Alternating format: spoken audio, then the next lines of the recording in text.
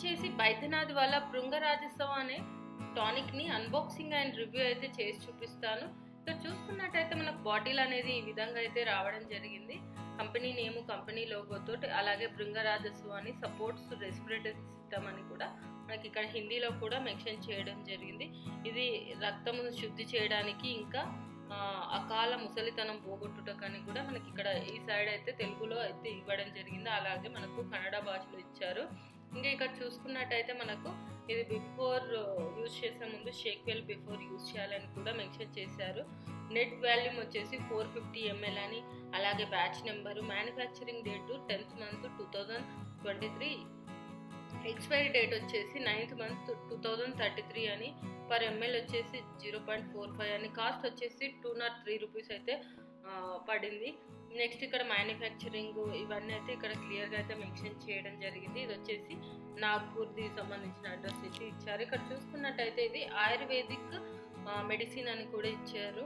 ఇది composition each 10 ml ఏమేమి ఉంటాయనేది భృంగరాజ్ కంద, అలాగే మనకి ఇలాచి, పీపల్ అండ్ దంతకి, ఇలా అయితే అన్ని మూలికలు అయితే దీంట్లో యూజ్ చేశారు. ఇంకా ఇది వచ్చేసి మనకి మేడ్ ఏంటంటే హెయిర్కు, లివర్కు, కాఫ్ హెల్త్, అలాగే బ్లడ్ ప్యూరిఫైగా కూడా చాలా యూజ్ అవుతుందన్నమాట.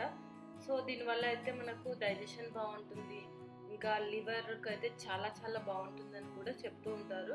ఇదేంటంటే అండర్ డాక్టర్ కన్సల్టేషన్లో మాత్రమే వాడాలి.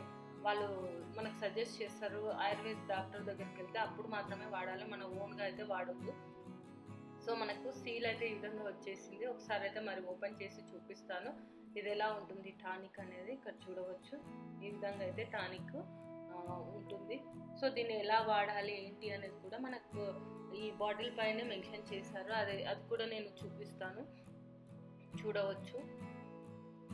ఇంకా మనం దీని గురించి చూసుకున్నట్టయితే ఇది ఆయుర్వేదిక్ ఫార్ములా, ఇది ఎఫెక్ట్ అనేది చాలా చాలా బాగుంటుంది.